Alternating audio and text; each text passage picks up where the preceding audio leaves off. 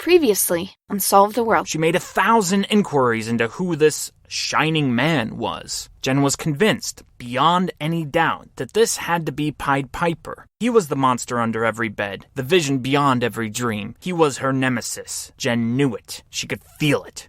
It was the only thing that made sense, that even in her running, even in her following the lost boy to Liechtenstein, she'd fall back into the Piper's snare. He was everywhere. He was in everything. He was the cook behind every death. He was the author behind every mystical fantasy.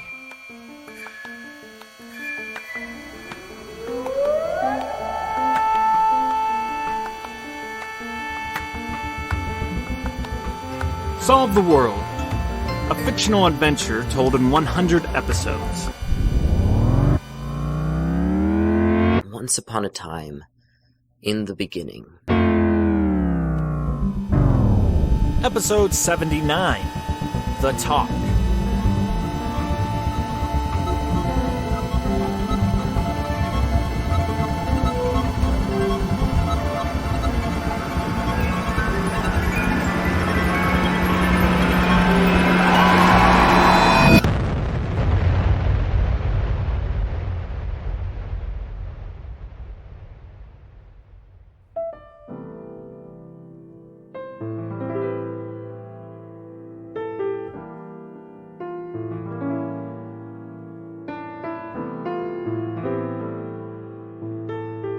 Chuck Klosterman writes books that tend to be just a collection of essays, usually within a specific parameter of discussion. He wrote, for instance, I Wear the Black Hat, wherein Mr. Klosterman examines what makes villains villains, as well as the untapped grounds of what makes the bad guys so cool. Why is the Joker infinitely more interesting than Batman? Another book of Klosterman's is entitled Eating the Dinosaur, and begins with a series of interviews with interviewers about the concept of interviewing. Ira Glass, famed NPR Radio Man personality and renowned journalist and interviewer in his own right, is quoted as saying the following in Klosterman's book. Quote, most people are not articulate about everything in their life, but they're articulate about the things they're still figuring out. Unquote.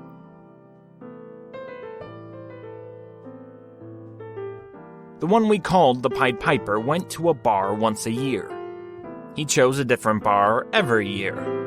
He'd gone on some weeknight, in the deep hours when all but the loneliest of drinkers were already snug in bed. Bars have been around in some form or another, in practically every culture on Earth, since the beginning of time. It had never been hard for the Piper to find a new bar to slip into.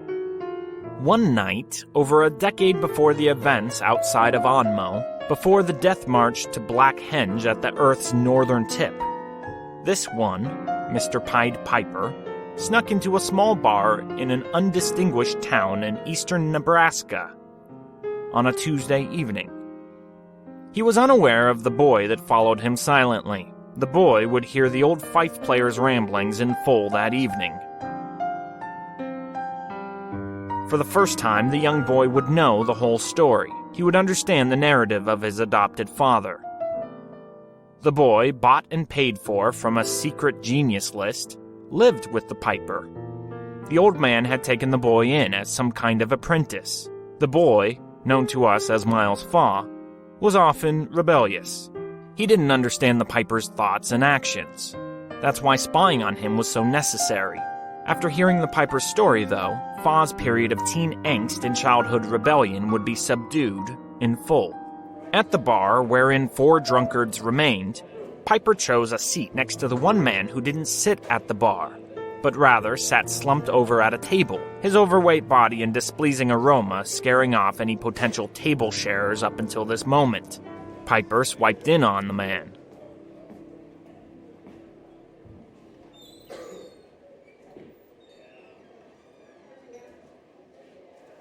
Hello. He said.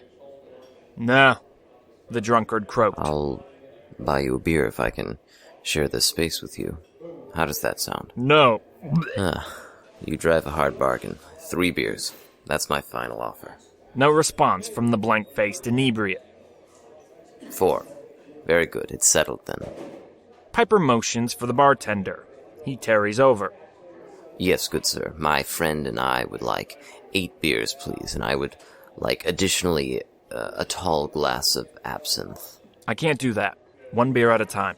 Let's say I'm expecting company, and I'd like to greet my friends with beer already poured. Piper held up a bundle of $100 bills to the barkeep. I don't like to be bothered in the middle of telling a story. Absinthe? I can't do that either. The bartender said this coyly, clearly showing his cards. He could be bought. And he was. Piper reached into his pocket and pulled out another bundle of rubber-banded $100 bills. The bartender smirked, realizing for the first time in his adult life that he was the type of character that could be bought out. Oh well. I'm going to tell you a story, Piper said to the drunkard. I don't want you to interrupt me. You can tell this story to whomever you please. In fact, I adjure you, please pass it on. Adieu? Adjure? Adore? Adore? Adjure? The drunkard repeated. Yes, my friend. I adjure you. Adjure? Adjure. Adjure. Adjure. Yes, that's right. Very good. This isn't going to be a back and forth. I speak, you listen, no comments. What's that mean? You want me to shut up? I want you to be who you are, but to be so silently. When I was young, I had the world. The bartender returned with a serving tray and 8 beers. He shelved them out, the 8 beers fully cramping their diminutive table. Lastly, the waiter plunked the glass of absinthe directly in front of the Pied Piper. Will that be all? Neither the Piper nor the drunkard responded. After a moment's hesitation, the bartender returned to the friendly confines of his walkway behind the bar stools and bar itself, a protective sheath from whatever this rich young ruler was about to dole out. Have I mentioned that before? Despite Piper's age, his visage was young. He looks 22, 23 at the most. The drunkard himself is merely 26, but looks closer to 46 on this evening. The two represent your quintessential odd couple. Piper takes his absinthe, meticulously pouring the spirit little by little into each of his 4 beers. He's slow and methodical with his doling out of absinthe, paying close attention to ensure an equal dose to each beer. He doesn't want one to be more zangy than the others. At last, it's time to begin. Piper takes his first big gulp of absinthe-laced beer and commences. When I was young, I had the world.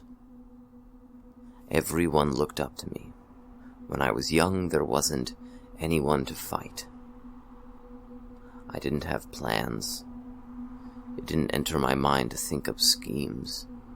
Everything was good. There were no rainy days. And there was no famine. The world was happy. I was happy. In those days I had this friend. Just this good friend that I would go on walks with. We'd talk about all sorts of things. He taught me, showed me how to be a good conversationalist, how to really go somewhere. When you're sharing ideas with another person, you see how this world's gone. Sure you do. Uh-huh. Piper sneered at the drunkard. This was not time for agreements or invectives. This was shut-up time for the lowlife. Listen, take in. That was the stranger's job. Yes, well, no one knows how to communicate anymore. It's all just like this, except disguised. That's the difference between me and this new generation. I may not be having a genuine conversation, but at least I'm not fooling myself. Everything these days is just diatribes, self-masturbatory monologues hidden within the confines of a quote conversation. You know how annoying that is? How sad? A flailing of hands indicating that the drunkard was still not to respond. The Piper's question remained merely a rhetorical one. This is not a conversation, because you have nothing to offer me. Your insights, your novel ideas, your next great American novel drivel. I've hashed, rehashed, and triple hashed through every experience you think you alone have suffered through. Jobs and girls, that's all you men talk about. But, my friend, when we walked through the garden, under the big terebinth, that was something unlike anything you'll ever know. And the worst of it is, the dagger in my heart is that our conversations were give and take. It wasn't just him teaching me. I wasn't like you. I should have been. My friend was far superior to me. I am who I am because of him. But somehow, I think he was surprised by what I had to say. We were in love in that way. You wouldn't understand. I see. Idiot.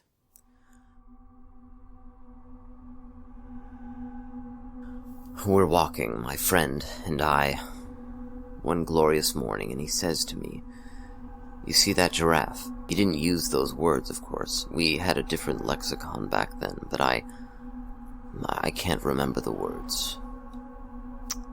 The words. What a pity. I say to my friend, "Yes, I see that giraffe." He says, "Do you like it?" I say, "Of course. I love that giraffe so much. It was a gorgeous creature." He says, "I made that giraffe." I ask my friend. I say, "You're different than me?" He replies something like, "Do I look like you, or the giraffe?" Well, he's my friend. He's got 2 feet, 2 arms, a mouth, just like me, so I say, "Friend, you look like me." He responds, "I made that giraffe, but I'm giving you dominion over it." You know that word, dominion? It's a powerful word. It means many things. This is what I say next. It's interesting. Listen. I say, "If I'm like you, then I can make a giraffe too." My friend was such a tease. He gives me this enigmatic answer. "Our walk has come to an end for now. I will come and walk with you tomorrow." Or something like that. You get the gist of it. Instead of answering the question, he left me alone with my own thoughts. Piper takes a huge swig, bowling down nearly half a pint in one foul swoop. Now here's the thing. The way things were back then are not the way things are now. That's what I'm trying to explain to you. Go see for yourself. Look outside if you have to. There's a window behind the drunkard. He swirls around to take a look out. It's pitch black. He doesn't see anything. He doesn't spy Miles Faw hiding and taking in every lick of the story Piper's slowly unfolding. You see any giraffes out there?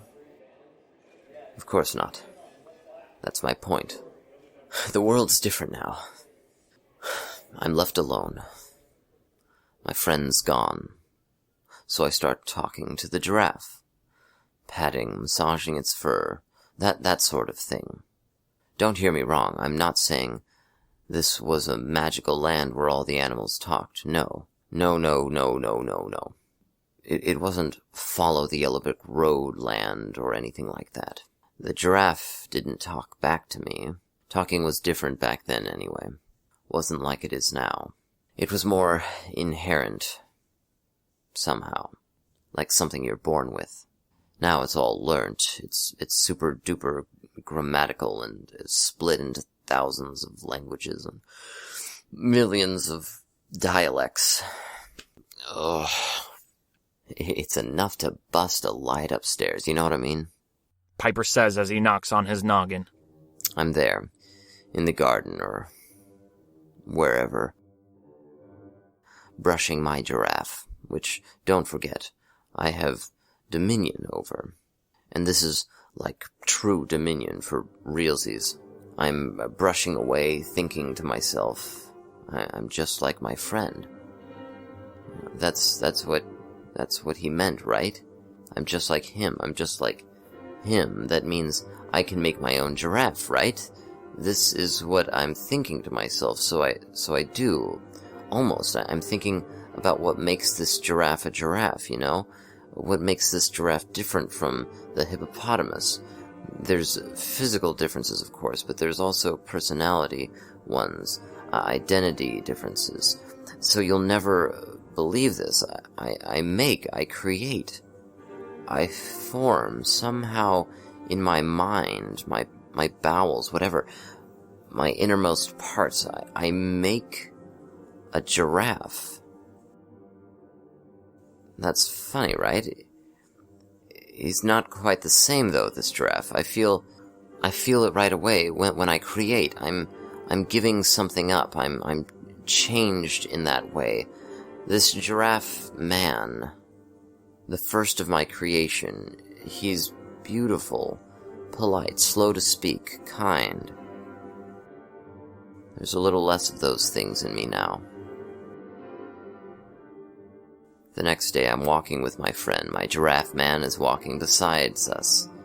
I ask him what he thinks of him. He says he feels fine. I say, "Do you see this giraffe man?" He says, "Of course." I say, "I give him to your dominion." My friend smiles at me.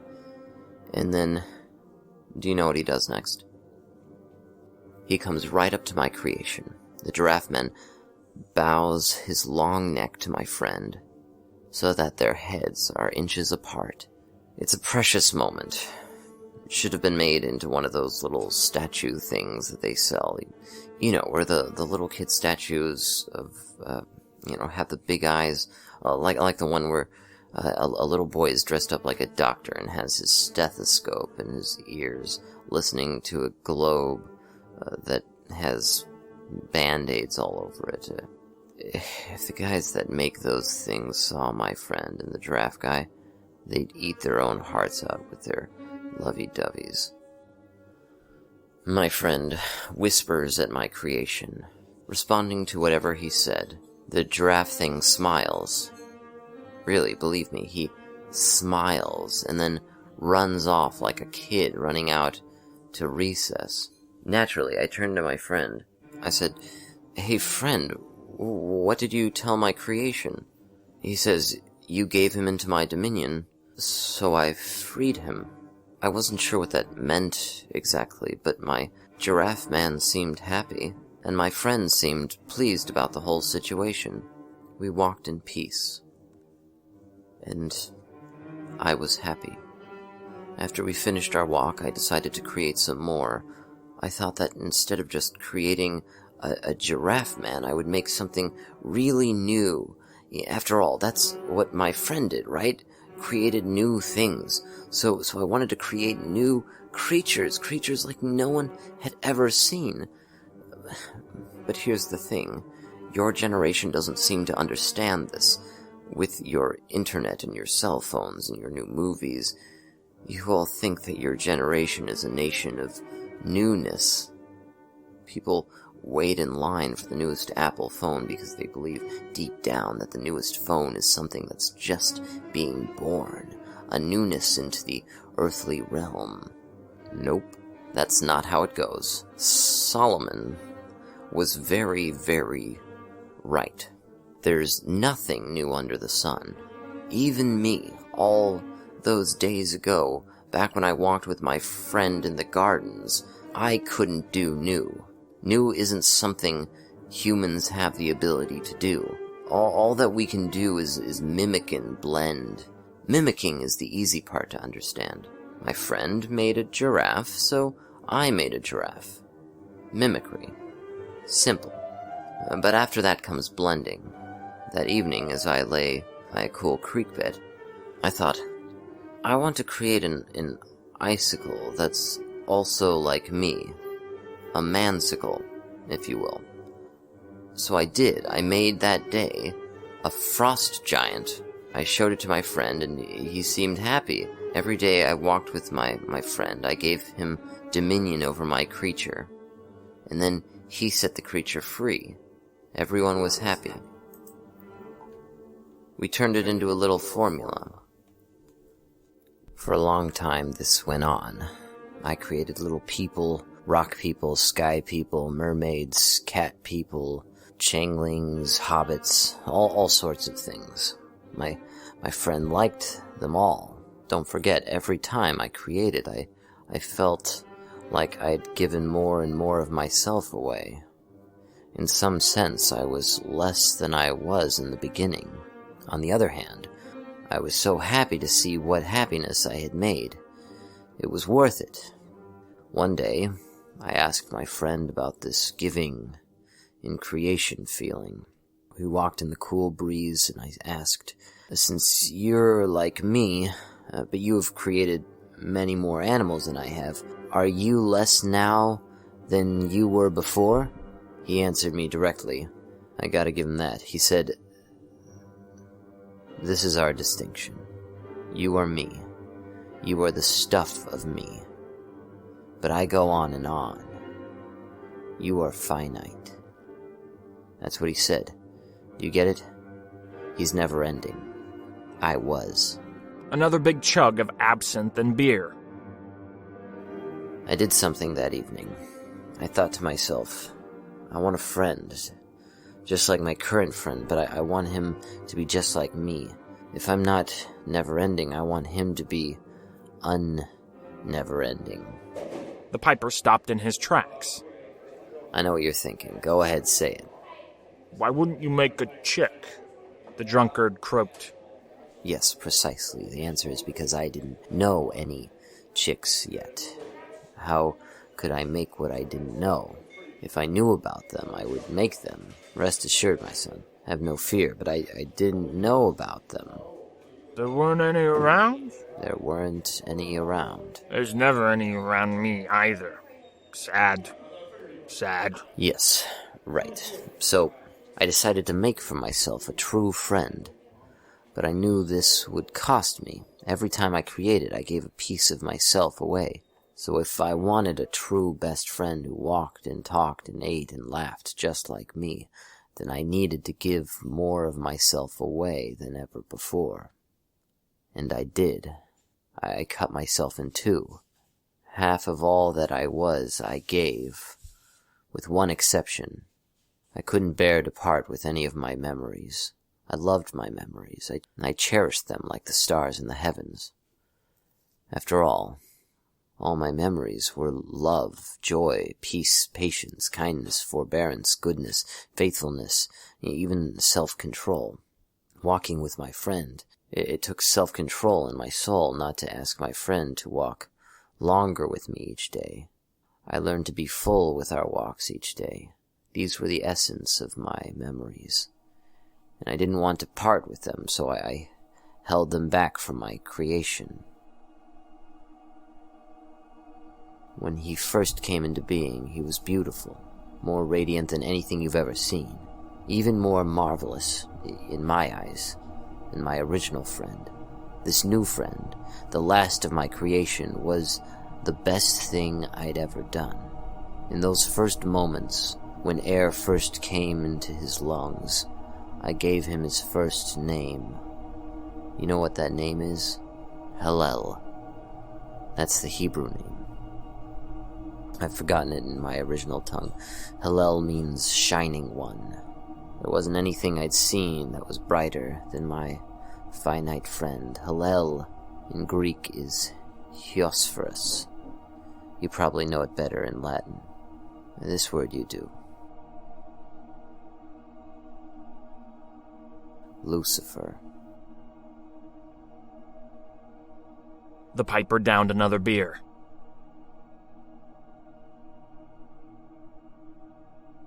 I did a selfish thing after I made my shining man. I hid him. I kept him from my friend. He asked me the next day. He said, "Adam, did you make anything yesterday?" I lied to my friend. That's what I did. I lied and said, "No." And you know what happened next? The drunkard's eyes were glassy. He'd finished 3.5 beers and appeared to have checked out of the momentary reality. My friend in the garden said to me, he said, "I think you would do well with a companion." person just like you in almost every way. Then the three of us can go walking together. When we are not walking, you'll have each other. I said, how will this person be just like me? He answered, I'll make her out of you. He put me to sleep,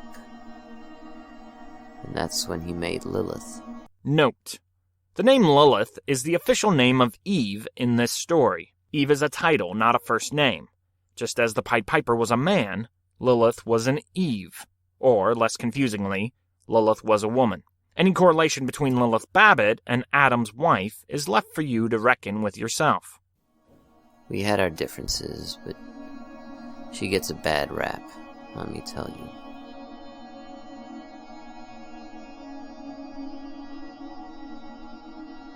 Piper stared at his remaining glasses of beer for a considerably long amount of time. The drunkard, during this interlude, counted sheep.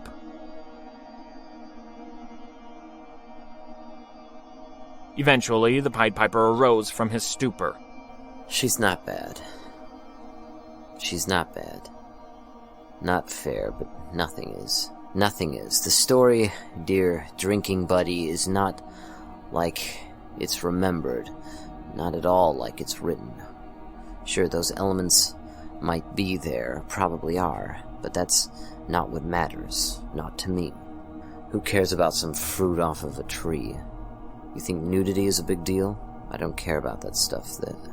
The Shining Man doesn't care about that stuff. Certainly Lilith didn't care about that stuff. The important stuff was always about creation and creating. Another swig. One day after our walk, the Shining Man pops out of the woods. He's frowning.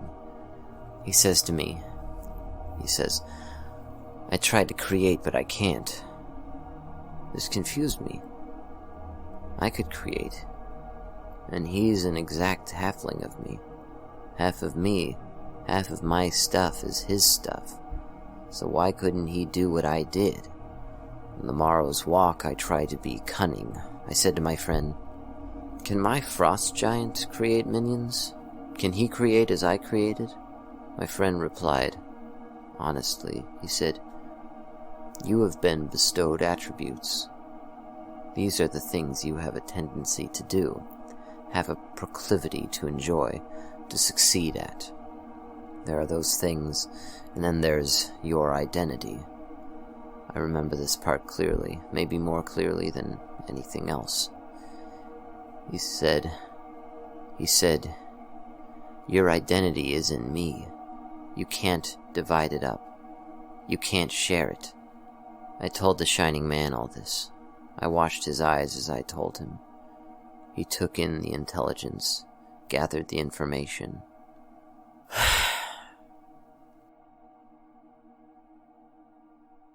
The next day I saw him. He had made something. Not like I made things, not like I made him, somewhere deep inside with intuition. That's not what he did. He made something by pulling bark off of trees, wrapping it around sticks, and then creating a mesh area, intertwining stalks of grass, something similar to a modern tennis racket. The Shining Man said it was an identity catcher. I asked him whose identity he would catch. He didn't have an answer yet. I think he didn't yet know about death. We didn't, Lilith and I. But slowly he worked on Lilith, the Shining Man. Spending time with him, she said, was like spending time with me.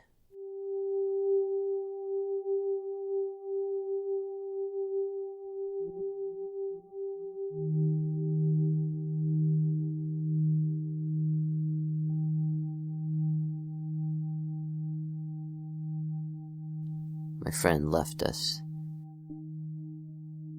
He didn't like that I hid the Shining Man from him. That hurt.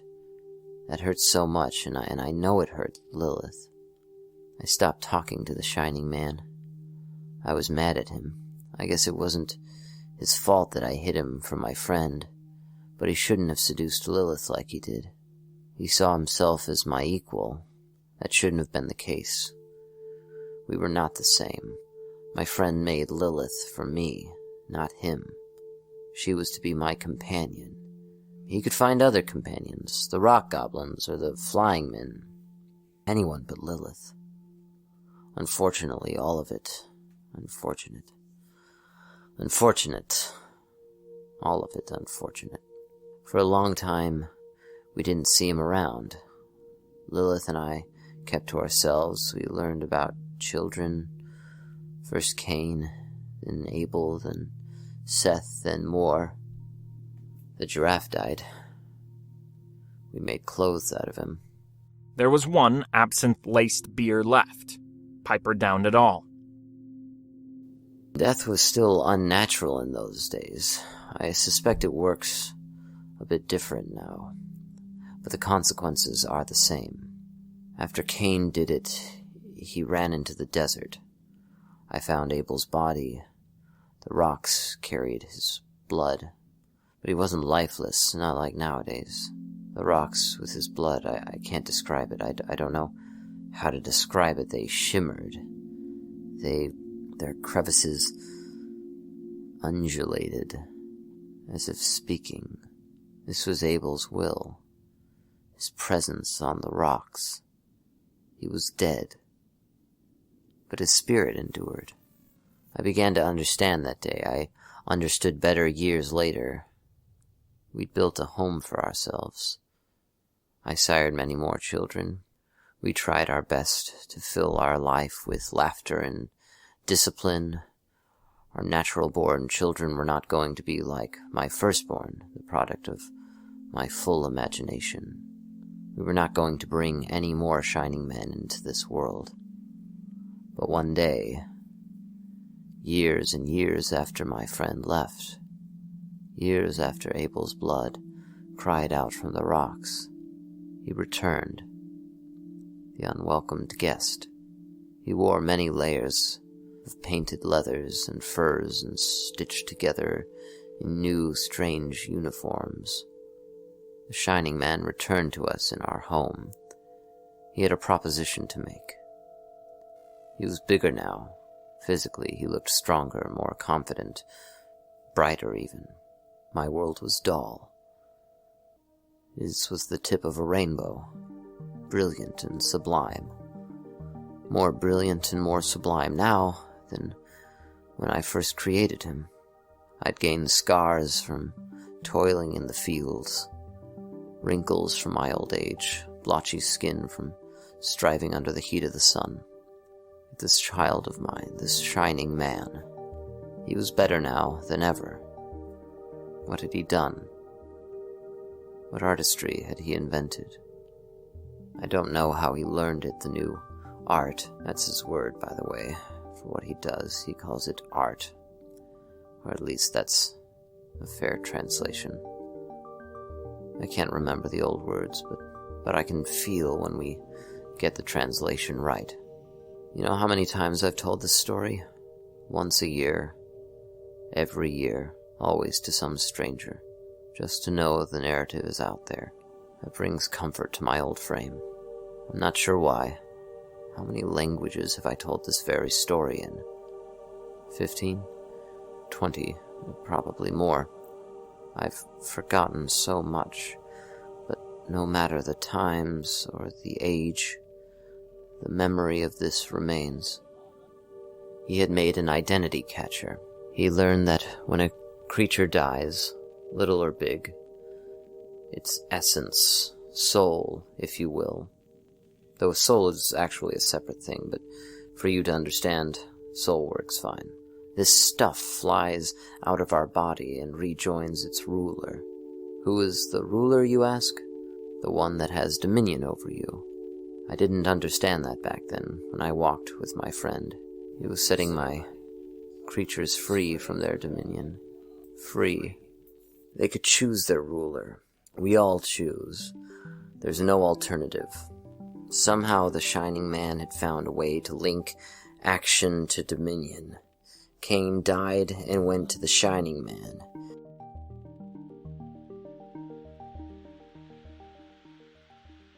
He ate my boy. My boy gave him strength. He's the eater of souls, the displacer of truth. He is evil. He's evil. He is what evil is, the great stealer of life. You kill a man, you're making a pact. You may not know it. You kill a man, your soul belongs to the Shining One. You hate your brother, he'll have you for breakfast. You, my drinking buddy, worship alcohol. Your addiction proves it. You'll fly to him when your heart beats no more. Addiction is a form of slavery. All slaves go to him. All slaves go to him. You think that's the worst of it? It's not. When he came to us, the unwelcomed guest, he didn't come just to inform us of his great invention. His plan is much more sinister than that. He's eating them for a reason. He swallows them up to gain power. He hates my friend, the one from my walks in the garden. He hates him more than he loves himself. I used to tell the Shining Man everything I learned from my friend, so he wasn't naive. How do you fight the infinite when you are finite? You hide in the shadows until your finiteness is so large that it borders on infinite.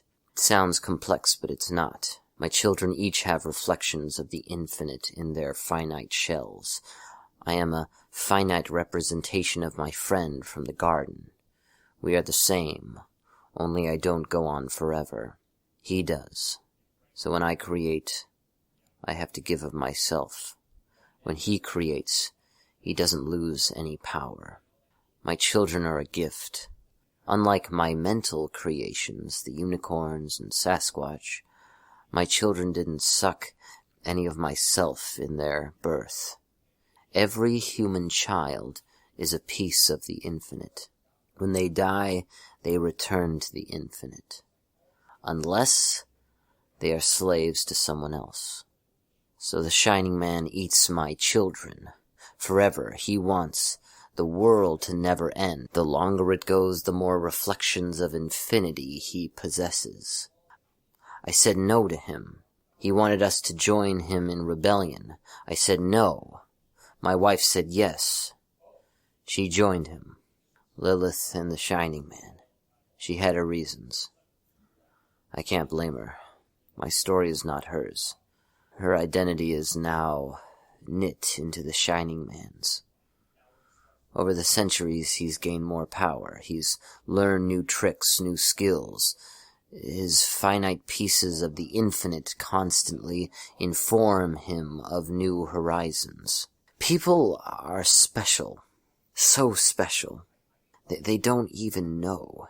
Each of us is unique. You are unique. The drunkard made no reaction as he remained steadfastly asleep.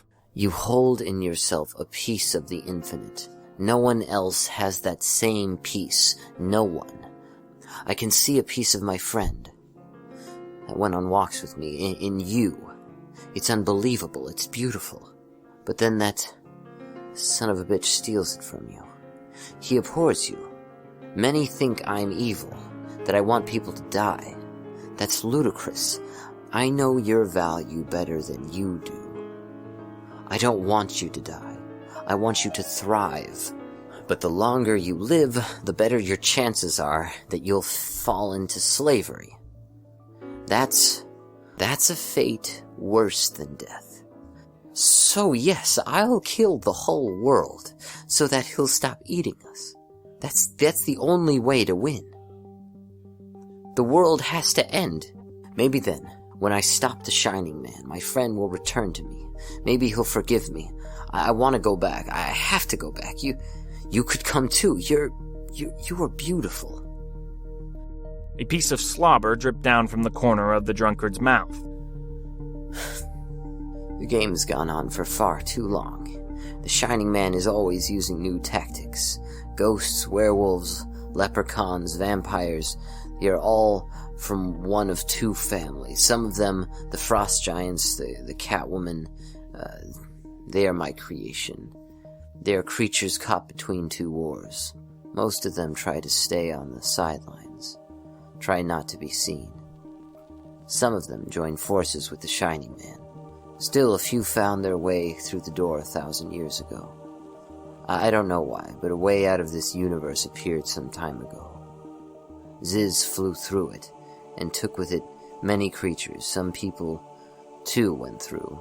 That's what the Crusades were really about, but that's another story. You see, the Shining Man makes demons out of us, like skinned people. When you die a slave to him, your identity comes to his footstool.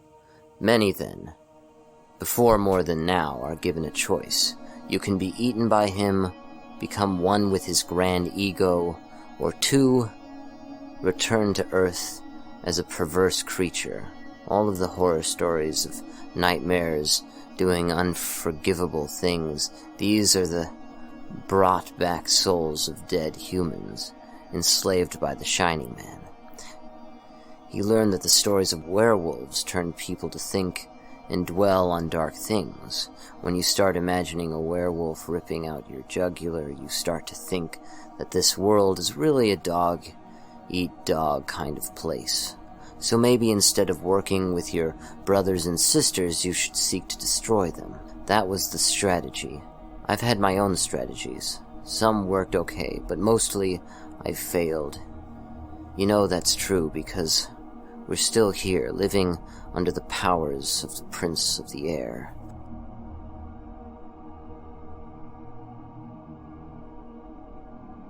When my friend left me, when he banished me from his garden place, he told me one more thing.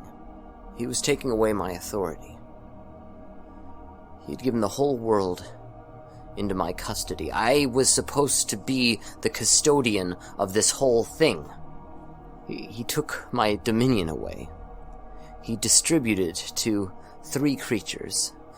The birds of the air he gave to an immortal creature, Ziz. The beasts of the fields and the plains, Behemoth. Lastly, he made Leviathan.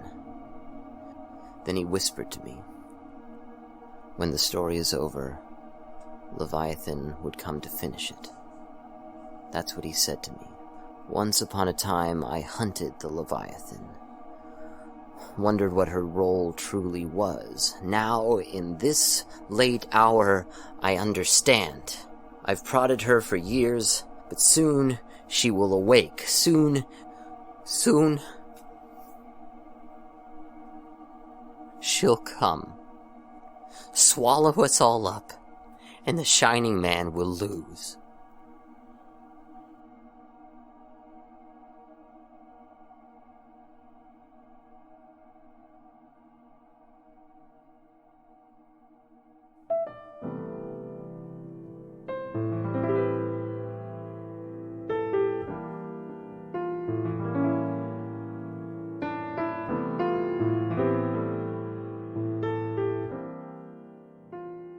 A quote from Errol Morris, famous documentarian in the same Chuck Klosterman book, Eating the Dinosaur, goes as follows.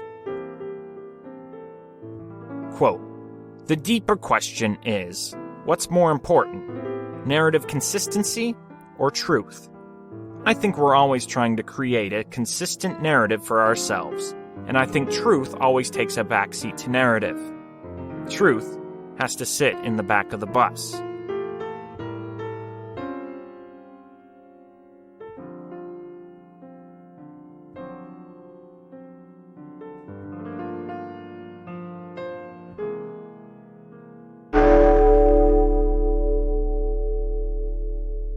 This is Dante Stack, creator of Solve the World. Thank you for listening to this penultimate episode of Part 3 of Solve the World. Next week, indeed, we will bring you the ultimate episode of Part 3, Episode 80, The End of All Things. This episode's been a long time coming for me. I'm really excited to give it to you. I hope you enjoyed it. Stay tuned for next week, alright guys? If you want, you've gone with me this far in the journey, do me a favor, write a review on iTunes. I know a lot of you don't use iTunes, but even if you don't, if you just want a way to give back, but don't have any money, writing a review would be really helpful. Haven't gotten any for a couple months, so I could use that push on iTunes this week in particular. Thank you guys. All music and sound effects are appropriately attributed on our show notes page at dantestack.com.